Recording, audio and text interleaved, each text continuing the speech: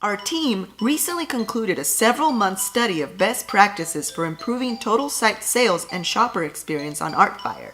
We concluded that our immediate focus had to be on providing a substantially better shopping experience and strengthening our relationship with every visitor to the site.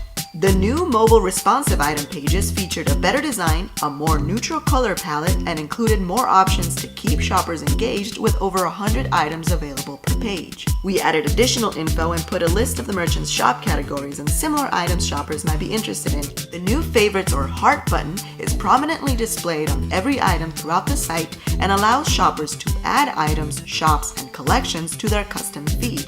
Items can be added to lists right from the item page or sorted at a later time.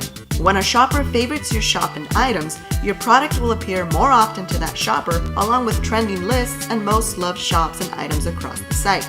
When a heart is clicked, a custom shopping experience is created each time that shopper returns and continues that relationship with a custom email feed of personalized items and newest items from favorite shops.